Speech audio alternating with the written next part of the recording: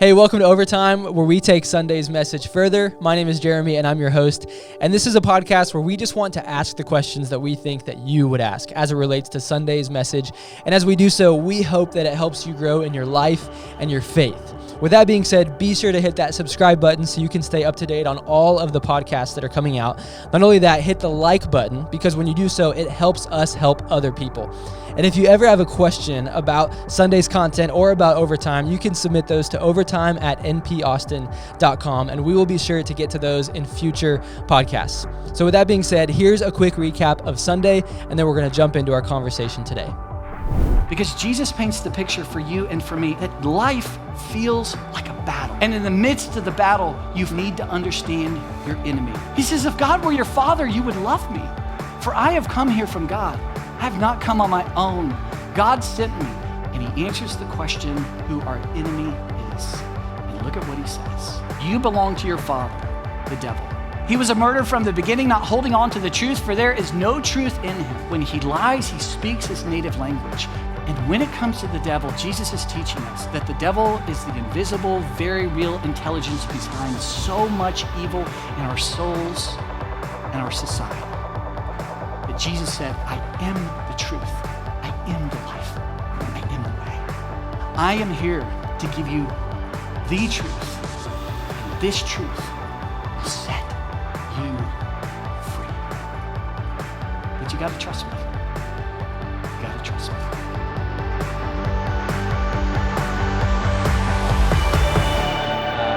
I've been on the other side of you and your sermons for a long time. Yes, you have. And now you are so much better for it. Yes. And I know so nice. Your favorite food. I'm very aware of your favorite food at this point, and you have mentioned when I was gone. What was it? Saturday to Tuesday with the rest of the staff at the conference, and when I got back, I walked in Wednesday morning, and I literally had the thought, Buck, man, you look skinny. Like you look good. Oh, thank you. Yeah, so I feel a little bad that I'm going to talk about your favorit food. It's fine. I talked about it on Sunday, too. Yeah, well, that's why I want to bring it up. So you mentioned Oreos quite often. I wanted to ask you, do you know how long it takes to make an Oreo? No. Do you have any guess? 7 seconds. 59 minutes. What? Yeah, it says it all here. I don't know how to substantiate that. There you go. One Oreo? I guess so. That's a lot. Josh Christie gets these. Hang on. I would just have to say that's going to take a long to be there. Is there? I'm thinking Josh, there's can you, millions of Oreos every day produced around the world. I know. 59. Maybe it's for a pack of Oreos. I don't know. It sounds like a lot. It does. I'm going to have to question that one. Okay, that's fair. Push back. 59 minutes to make one Oreo according to teenvogue.com. So I don't know. Teenvogue.com. Yeah, they don't know. That's Jack. a source of truth They for don't know everything. Huffington Post. 13 facts about the Oreo cookie. I don't know. Okay. Yeah, 59 minutes. I feel like I'm just, there's got to be more context to that because I Yeah. don't think the numbers work to produce the amount of Oreos that are produced every day in Yeah. the world. Yeah. Yeah. Yep. It says 59 minutes. Wow. Okay. We had a house sitter. Sure. It was one of the Norcross boys. Oh, of course. And Ashley went out and bought him like all the junk food that he's never had in his life probably. And like it was a pack of Oreos, and I texted Shane. It was like Oreos, cookies, pizza rolls, pizza, like everything bad. And I texted Shane, and he's like, my kid is like not built to handle that. Like he's going to die. I think the Oreo or something, it stays in you longer or something. I don't know. So this next fact would contradict maybe the first one, depending on how you look at it. But Sure. Did you know that? So this isn't one you have to answer. Did you know that there are enough Oreos that have existed to wrap around the Earth 381 times? I did not know that. All right, last one. Did you celebrate March 6th? It's National Oreo Day. Did you celebrate? I may have showed the Oreos again because Jill told me something about this. She was like, you showed the Oreos on National Oreo Day or something. Yes. So if March 6th was actually a Sunday and I was teaching, then yes, I was aware of it. Yeah. Well, that's good. Well, that is those are all my Oreo facts of the day. Okay, thank you. And so, yeah, I don't know. feel better. Yeah, that's good. Feel inspired. Although I do want to push against that 59-minute one. Yeah, no, maybe we'll follow up on that next week and try Yeah. to unpack it a little bit. I don't know. Do you? I think the factory is just making one Oreo at a time, though. Yeah, I Yeah. think that's like a batch of 5 million. Yeah, it takes 59 minutes. Yeah. Okay. Okay. I'm glad we've provided some really good content for people who listen to this. Yes. Okay, let's jump in. Part 2 of When Faith and Culture Collide over time. Sure. Talking about taking the message a little bit further than we did on Sunday. And I would just want to point out that this message series is a heady one. I mean, there's a lot to it. I mean, we're getting into philosophical concepts, and we're connecting a lot of dots from what's going on in culture to what Jesus talked about, and philosophy and science would recognize, and even just post-Christian, postmodernism, however you'd want to phrase it. There's a lot of pieces to this. So I think Overtime is great to kind of engage this content a little bit further. But part 2, you talked about knowing our enemy. So with all this division, what do we do? Well, we got to know what is first. Like, what is happening? Recognize what's happening. And then part 2, like Paul talks about, like, our battle's not against flesh and blood, but there's actually a different force at work. And you talked about knowing your enemy, and that was knowing that there's actually an evil behind all of the evil we experience, and probably a lot of the division we experience. And instead of pointing our fingers at each other, there's another enemy that we can turn our attention to, Right. that would actually prove to be a lot more productive, to turn our attention on him instead of each other. And that is Satan, the devil. I mean, you unpacked a lot of that on Sunday, but I want to jump into this first question, or if there's anything else to add on the recap that you would add. No, I just think, if you miss a message, I highly encourage you to listen to it. And if you just heard Jeremy say the devil and you went, just dismiss that, like, oh, really? I totally get that. That's fair. But I would just, again, say listen to part 2, because I tried to address some of our pushback and, try to be intellectually honest with that. Yep. And I do think, for all things, as if we put everything on the table, I do think that's Jesus's most comprehensive teaching on the devil. So in terms of, like, Jesus really affirmed a real devil, an evil behind the evil, and he began to describe the devil and some of the characteristics, and he began to teach us the tactics of the devil. So for me, I just think it's one of those things to go, I really try to go back to Jesus all the time, and in his reality, and say, what does he say? And I just think that would be something to really consider, to go, that's where Jesus lands. And I, again, in part 2, I tried to address it just to go, I don't think we should be so fast to dismiss it, because the alternative explanations of evil in the world, I do think they fall short. And so I think this is one, at least to put in the discussion, to go, hey, potentially what Jesus says is behind the evil. Does that correlate with my reality and what we experience in the world, more so than alternative explanations of evil in this world and what's behind that? Yeah, that's totally fair, because it's you can get down a rabbit trail where it's hard to explain, why there is so much evil in the world, and everything. Yeah. Okay, so first question today is, what are some practical ways to know the enemy and know ourselves so we can avoid the lies and embrace the truth and the freedom promised? So I think there's a lot of answers to this. For me, the one that hits my head the most is I think where I've become most aware of how the enemy works is on the other side of someone else. So that's on the other side of a good friend who I can trust. I think on the other side of mentors. I think on the other side of pastors. I think on the other side of counselors. And that's where I've become very aware of, his lies and how he works and how it impacts my life. I think one example of this I've shared before is, there was something I believed, which I talked about on Sunday, is like he works through deceptive ideas, these ideas that were kind of laden with lies, like full of lies. And there was an idea I believed for, 25 years of my life.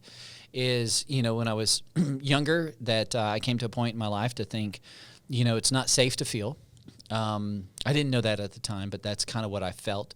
And so I concluded, and I said, I believe that real men don't feel. And I believe a strong, powerful man does not share his feelings. And I believe that a strong, extraordinarily powerful man, regardless of circumstances, will never lose control of his emotions. So from the age of, 10-ish to 35 years old, that's how I lived my life. And so I don't want to share any emotion. If you ask me how I'm doing fine. I'm always doing fine. When my mom passed away, that's the reality of life. People die. When Jill and I are not in a good space, hey, the Lord is good. And that's good enough to continue to suppress my feelings. When my sons did things, good or bad, I didn't get too high, too low. I just need to stay steady, because a real man, a strong man, will not share those kind of emotions. And that was a total lie. And I discovered that on the other side of a counselor who began to reflect on me and really question me about where those come from. When did I first start believing that? And what experience happened to cause me to think that is true? And then also began to challenge me and said, Buck, I really am not sure that you would actually like following Jesus. I know you like the concept of it, but I think practically speaking, you wouldn't like following Jesus because it seemed like he lost control in his Father's house when he flipped the tables. It seemed like he lost emotional control outside of Lazarus' tomb when he wept in such a way, as the Greek, the original language, was such a way to say, it was out loud, aggressive, out of control, like he was weeping for his friend. Mm-hmm. And begin to give me examples of I don't think, when Jesus said to Peter and rebuked Peter publicly in such a way to go, wow, it feels like you lost it again. I just don't think you'd really enjoy following Jesus. Yeah. And that stopped me in my tracks to go, And then that's where I was introduced to, the 5 predominant voices every single person, regardless if you're a Christian or not, will hear in our life. And those 5 voices opened my, one of those voices is God, and one of those voices is Satan. And one of the voices of Satan is his native language is lies. And I began to connect that back to when I was a young boy, and I had a terrible experience with feelings for the 100th time. And I told myself it's not safe to feel, so I'm going to believe this lie, which is real men don't feel. Mm. And all of that was all connected for me and brought an awareness to me on the other side of a counselor. Yeah. And that was really, really helpful. And it has been so liberating. For me, I feel more alive than I've ever felt before. I feel more alive in my marriage on the other side of Jill. Jill's not constantly on the other side of me, although this does happen from time to time, questioning, is it her? Because she's like, you never feel. I don't know what's going on. You're a mystery to me. Why aren't you safe with me? Why aren't you intimate with me? Is it me? Am I the problem? It created a whole lot of issues and a whole lot of issues. I had a discussion the other night with my boys, and I said, one of my boys said, Dad, it's really hard for me to feel. And I said, I understand. And we began to talk, and I said, one of the things you need to consider is maybe I did that to you. And I said, because when you were a little boy, I remember there would be times you would kind of lose control emotionally, and I would shut you down quick. And I would tell you, get control of your emotions. Seriously, that's weakness. And that was based upon a lie in my life. And I had a moment to apologize to him. And I had a moment to say, I created an unsafe space on the other side of you as your father, because I would shut that down. And if you're vulnerable with me and I shut it down, it's one of the most painful things to experience as a little boy. Mm-hmm. And I did that to you. So you need to know, maybe that's why it's really hard to share some of these things. And there's also a natural process it's hard to share some things too. Mm-hmm. So it's been very liberating and really, really helpful. But on the other side of a mentor, counselor, pastor, that's really helpful to. Yeah, for sure. It's not just people, just community as a whole. And that's what's interesting is I'm probably a little behind now, but I'm reading through Live No Lies, which is one of the books you referenced on Sunday, and a lot of the series is coming from too.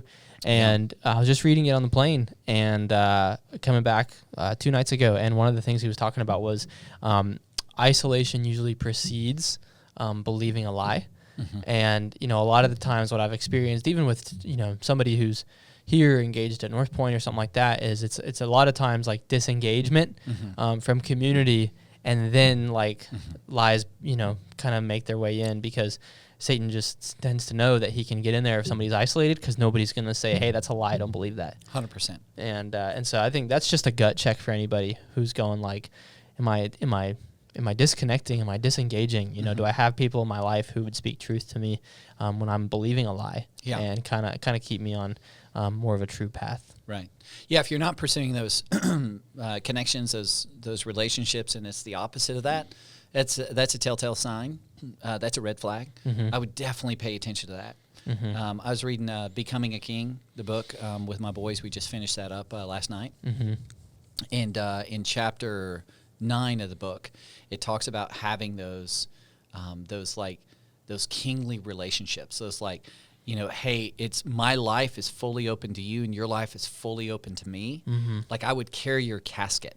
Like I'm that kind of friend to say, man, this guy lived the life. Right. Like he was faithful. I walked with him. We need those kind of relationships. And in the absence of those relationships, you know, it festers lies. Or when we're withdrawing from those kind of relationships and not pursuing those relationships, as you said. Yeah. And it's you know, keep an eye on that. Yeah. Keep an eye on that. Yeah, absolutely. Absolutely. Okay, so, you know, and the only other thing I wanted to say to add to that too is, for me, one of the things, and I've just one of the proverbs that Solomon always says is, a man's heart are deep waters, one with insight draws them out. And so like what's going on in our heart and the lies and the truth and how they're, you know, at war kind of inside of us a lot. You got to have intentional time and space to draw those things out and bring them before God. And so, you know, for me personally, just one of those ways that I would answer that question is just journaling. Like I think, yes, great. Yeah. Getting on the other side of people, but just bring, you know, being able to go, I'm going to unfiltered write down my thoughts, because when things are swimming up in our brains, it's just like, well, this and this and this and this and this. But when you're forced to like tangibly put it on paper, you go, oh, that's what I'm feeling. I'm not making it too big of a thing in my mind or something like that. And so learning to take thoughts captive and do something like that too, I think is helpful to watch ourselves with lies. That's a great idea. Yeah. So, you know, one of the things we've mentioned multiple times, and what's funny is my wife Ashley listens to our podcast. Oh dear. And hello, Ashley. I said mental map at home, and she was like, "Oh, is that one of those mental map things that you talked about on the podcast?" so now I'm bringing up mental maps all the time. Yeah. But can you talk more about our mental maps? You know, how we can be more aware, intentional with our kind of collection of ideas that shape our life, to make sure that we are not, our mental maps aren't following down something that is not reality, not true. Yeah. Yeah, well, I'd be curious because, I mean, you know, you talked about him last week on the podcast, and you're talking to Ashley. I don't know, like, I'd just be curious to turn the question on you. Do you have any quick thoughts? I wasn't prepared for that. How can we be more aware and intentional with our collection of ideas? Yeah. I think deciding about things by design and not by default, deciding what you believe about something. You know, I think a lot of people can tend to live in default, meaning like I haven't quite made a decision on, you know, how I'm being intentional as a father, as a husband, or, you know, but I'm trying. But I haven't like written down and been intentional about that, like to actually map out my ideas and the things that I believe and feel and experience. Yeah. It was like when we started our family, you know, in the last year, it really caused me to go, you know, what's the purpose of this? Like, why should I, you know, what's my goal as a dad? And, you know, I asked a lot of dads and a lot of parents that, and it was fascinating to get all the different answers, and even to see how some people, it really tripped them up. The question, they were like, well, you know, just survive, make it through, you know. It's like, oh, there's got to be like a better map for this. And so I think first of all, just being intentional and going like, I'm going to write down like what my win is for certain areas of my life. And I'm going to believe things on purpose, not on accident. You know, when it comes to money, when it comes to sexuality, when it comes to all these big topics, like I'm going to choose to believe this way because I've done the research and I've asked people and I've sought wisdom. And so here's kind of what I resolve. You know, like Daniel, he resolved, you know, a certain way. That's how I would answer that question. Yeah, I'm curious how you answer it, though. It's fantastic. I like that. Yeah, I'd probably steal what you said earlier about journaling. And a little bit, what you were saying there. I think you just, a mental map is an assumption about the future. A mental map is the assumption about how life works. It's an assumption about what's going to lead to satisfaction and happiness in my life. And so if that's your assumption, you should write those assumptions down. You should know those assumptions. So when it comes to marriage, what's your assumptions about? What's your mental map for marriage? When it comes to relationships, what's your mental map for relationships? When it comes to life, when it comes to money, when it comes to sex or sexuality, when it comes to, parenting, when it comes to work, when it comes to God, when it comes to the Bible, all these kind of things. So if I heard the question right, I would just write it down, because I think you, just like you were saying, you have ideas floating in your head, but when you write them down, they become far more concrete and objective, and that's what you believe. And then I would also write down observationally how I behave, because you may say one thing you believe conceptually, but really how you behave is what you believe. And so I would almost like, in my marriage, how do I behave? In my parenting, how do I behave? With money, how do I behave? With God, how do I behave? And that may give, a little to juxtapose the two, to go like, hey, here's what I think is my mental map, kind of what my assumption how life works, and how this is the best outcomes. But here's actually what I'm doing. So maybe this is more of my mental map. Yeah. And I think just writing those things down. Yeah. And then I think to contrast that, where I'd ultimately land is where I keep in the series, I keep pointing back to the reality, the design, and the creation of Jesus. So I just believe, Jesus is called the author of life. Fix your eyes. The author of Hebrews says, fix your eyes on the author and perfecter of our life. So if we're going to fix our eyes on the author and perfecter of our life, and he's the author of life, he's the designer of life, then he's also the designer of the best mental map to lead to the most fulfillment in your life. So then I would take the third example, and I would just go, okay, what does Jesus say about all these things? So here's what I believe, here's what how I behave, write it down. And then third is to overlay that on what Jesus says. And I would put forth to say, if you begin to shape your behavior and what you would write on paper, your belief, and then begin to kind of morph that in to what Jesus is reality, creation, and design, I think that is our way forward. Yeah. And it's really fascinating when what Jesus taught is supported by like a study or sociological, it makes me think of the paradox of generosity. We did that series back in the fall, but a lot of it was based on the book, which is called The Paradox of Generosity, and it was a study done at Notre Dame. Is that right? And it was just all the science and the kind of the social effects of the happiness that people get by giving something. And then Jesus is like, hey, don't allow yourself to be controlled by money, and the way you do that is generosity. You give it. And it's like, oh wow, that's a mental map for money that Jesus laid out that could differ from the world's mental maps about money. But this mental map might actually lead to something that people desire. 100%. Yeah. And that's also asking, like, when you look at what Jesus talked about and the evidence of his life and the resurrection and all sorts of things like that. And then you go like, okay, is it empirically true? Well, I can like run down that path, but then also like, is it experientially true? And let me apply some of the things he said, and did they lead to freedom in my life? And wow, a lot of what I've experienced is far from perfect, and I definitely veer off the map a lot, but man, there are some things where I go, he was right. But it took like experientially going like, wow, that is freeing, and then times when I don't follow the map, I'm like, he was right. Yes. 100%. It didn't work out the way I hoped. So I love it. Yeah, I was thinking about the quote by Andy Stanley that we've said before, that is, your life, what is it? Your direction, not your intention, determines your destination. And that's kind of like when you think about mental maps too, and behavior and belief, like the way you're behaving is going to determine where you end up, not what you believe about something. Yeah, intention's great. That's like, here's my intention map. Yep. Here's my behavior map. Well, your behavior map's always going to lead to your destination map. Yeah. And so it's like, it's the sowing and reaping principle. It's, like I love, it's that whole thing to go like, hey, just pay attention. And it's one of those things I think you deserve to know. Again, regardless if you're a follower of Jesus or not, you should know that. Like, that's just one of those things. It's like, I remember on the parenting thing, like, what is the outcome of parenting? What is the goal of parenting? Is it to produce, citizens that are thriving in our culture? I mean, what is it? And I think just knowing that is so liberating for yourself and so freeing for yourself. Or it's empowering to go, okay, well, are the things I'm choosing to do actually going to get to that outcome? Yeah. And it gives you a lot of clarity and empowerment. So Yep. I think regardless if you're a follower of Christ or not, good thing to do. Yep, for sure. It was funny. Ashley and I have had conversations about like Grayson and his future and all sorts of stuff like that. And last night he grabbed the spoon and he like fed himself with it for a second. And I was like, oh my gosh, he's going to Harvard. It's like, and then Ashley was like, but we honestly don't care. Like, you can go to ACC, you can do whatever you want. Like, that's not our greatest hope for you. So it was good. It was a good moment to go like.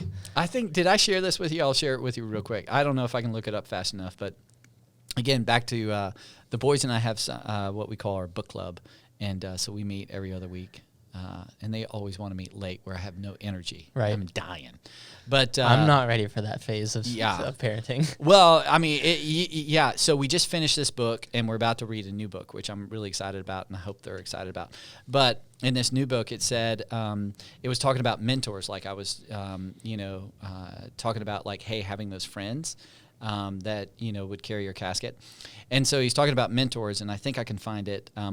Mentors. He said a wise mentor told us once that if we ever are to consider evaluating how we are doing as parents, perhaps it is only safe, if safe at all, to even begin asking that question when our children are in their 40s.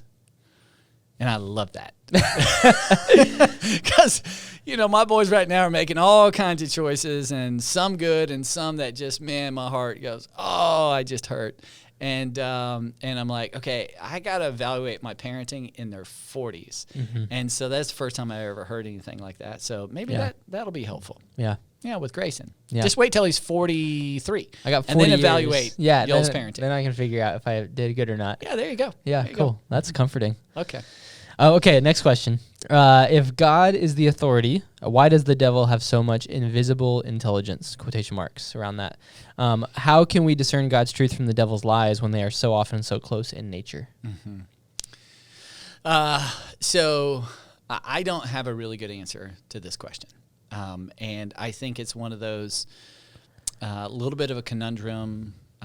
It's in one of those God spaces, which it's like, tell me the sovereignty of God and the responsibility of man, and when is the responsibility of man at play, and when is the sovereignty of God at play, and where does one end and where does one begin? And I'm like, I don't know. And so why would God allow Satan, this invisible evil, into our world? Why would God not just take the guy out? I think that's a fair question. All I can say is I do think that some really good, wonderful, holy things come from very broken aspects that are driven from the evil of Satan. And I would just, for an example, I think Judas was, from the scriptures, the best we can tell is that Satan was behind the betrayal of Judas. And the betrayal of Judas led to Jesus being arrested and crucified. But the crucifixion of Jesus actually brought me such freedom, and brought you freedom, and brought us life. Mm-hmm. And that was all as a result of the evil, or in part to the evil in this world behind the betrayal of Judas. So that's, an example perhaps that begins to go, well, maybe there is a reason why God allows this invisible intelligence that is behind the evil, and the scriptures would even paint behind some of the world leaders that we see in place that are going like there's such atrocity and such evil, that we just do not have enough perspective or time to be able to see the big narrative and how all those parts are working together. Yeah. And that's why I say it feels very unanswerable for me. Yeah.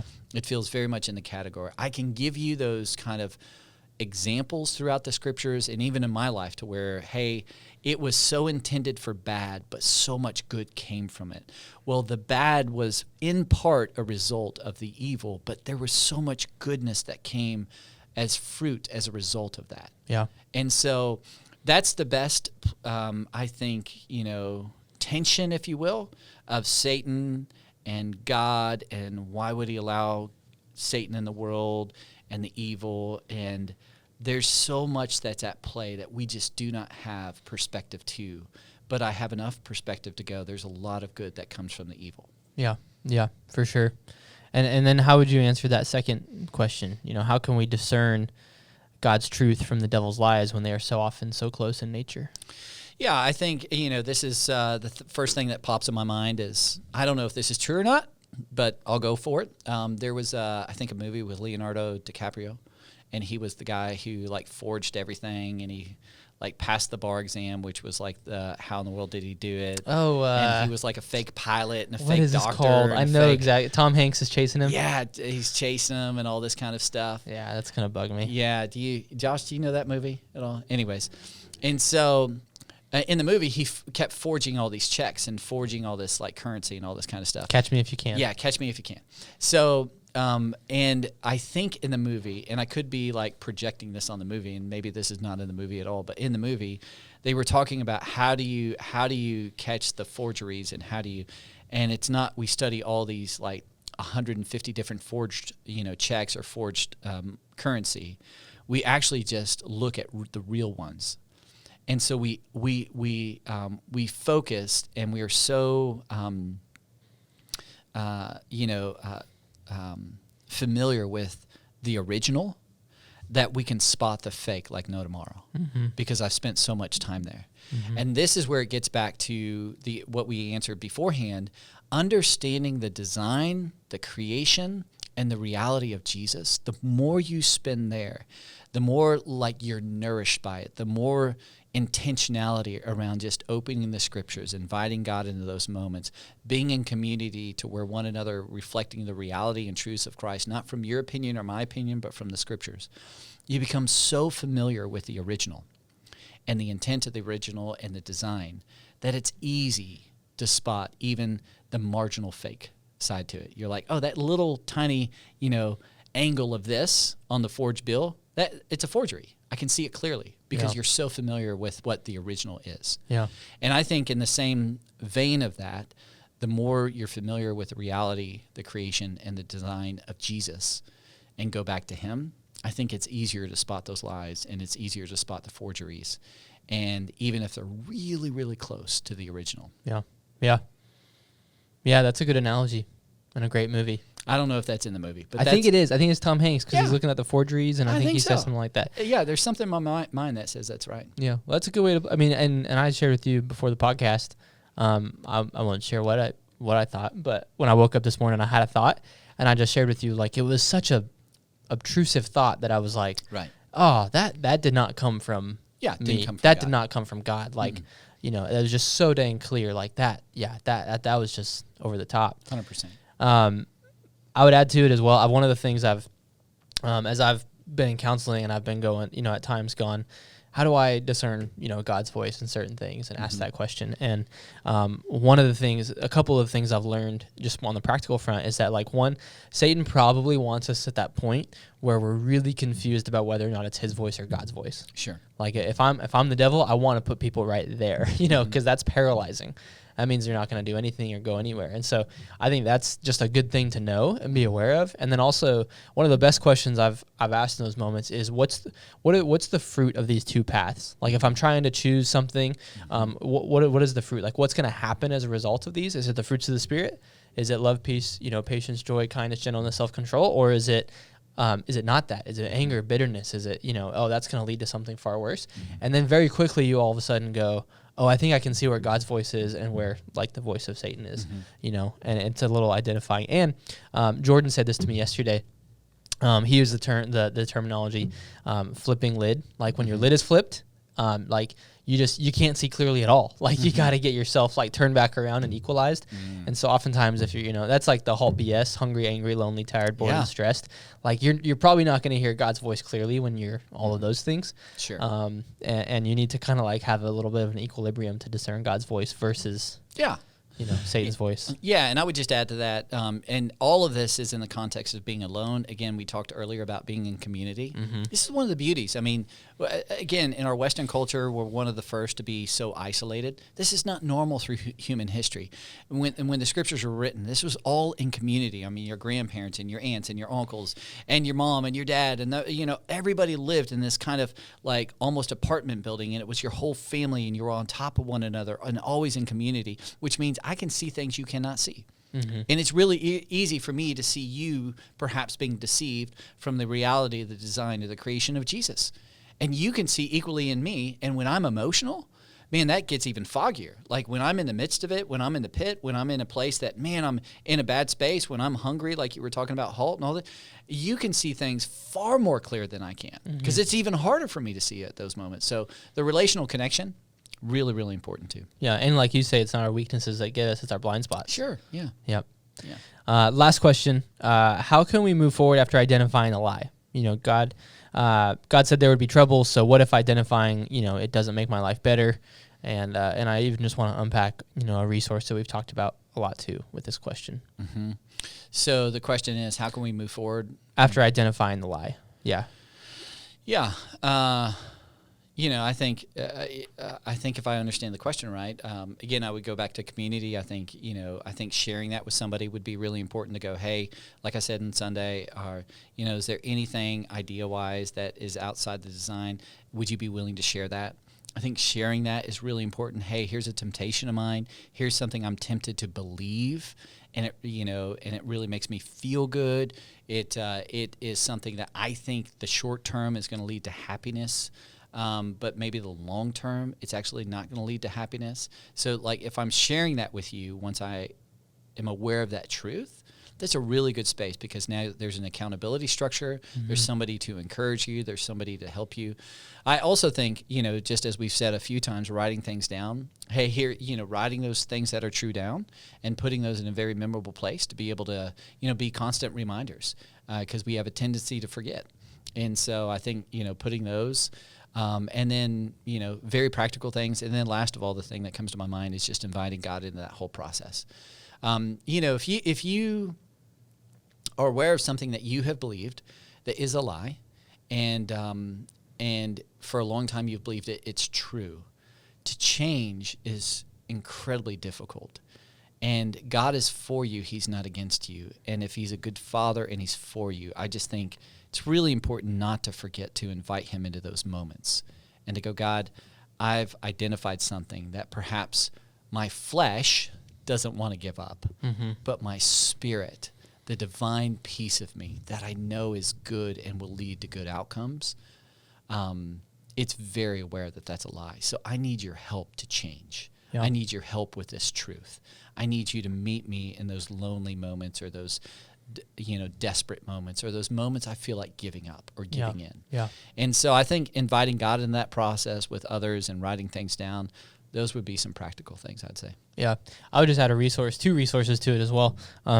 One is a series we did back in the fall called Remodeling Your Mind. Mm-hmm. And, that's all about taking like negative thoughts and replacing them with truth, replacing them with something positive. Yeah. And so I'd say if somebody's listening to this and they're really resonating with some sort of lie in their life that's been getting them for a while, go listen to that series and just, see if you can pull something out of that helps you take that and replace it with something true. That'd be great. And just on a very practical note, one that I do all the time, and I've shared it on the podcast before. It was called, when it was explained to me, it's called flipping the script. Mm-hmm. And that is, I write down in a journal what's going on, and I say, I feel, but I know. And then I end with, I know. A lot of times we go like, I know I made in the image of God, but I just feel so like insecure and ugly today. Mm-hmm. Well, like if you end on what you feel, you end on the lie, like that's what you're ultimately going to believe. Mm-hmm. Whereas if you start with a lie and go, yeah, I feel ugly, I feel insecure, but I know I'm made in the image of God. Mm-hmm. You're ending on the truth, and that's the thing that's going to set you free. That's great. And so just flipping the script, starting with the lie and ending with the truth. Mm-hmm. So you process it, you get it on paper, but then you replace it with something that's true as well. Yeah. And that's just more of a really practical one to do. I think everybody should do that. Well, that's awesome. I wanted to end talking about the screw tape letters. Oh, such a great resource. It's a really, really good resource. It's a little bit of a... it's a C.S. Lewis book. I don't know. I guess it's got to be almost a century old now. I don't know. He was alive 50, he's in the 40s and 50s. 40s and 50s. So we're coming up on that. But man, just what a brilliant thinker, concept, and the whole book is a set of letters. I'll just explain the concept because it's kind of hard to get your mind around too. Mm-hmm. Is a set of letters that an Uncle Demon. Mm-hmm. What is his name? Screwtape. No, Screwtape's the nephew. Wormwood. Mm-hmm. Uncle Demon Wormwood is writing a set of letters to his nephew, Screwtape, and I think Wormwood is Yeah. My dearest Wormwood is the nephew. Yeah. Wormwood's the nephew. You explain this. Yeah. Well, no, you were doing great. Yeah. Screwtape is writing the letters. To Oh, his okay, nephew. okay. Yeah, so Screwtape is the uncle demon. He's writing letters to his nephew demon, who's Wormwood. And Wormwood is like chasing these people around and just trying to wreak havoc in their life. So it's kind of just putting lies inside of them. And Wormwood is telling Screwtape like the best tactics for doing this. And so you just read these set of letters and you get all these things. And one of them, I'll just share one of them is that, that a demon's main goal is to distract. And they talk about like mortals, I think, like the mortals.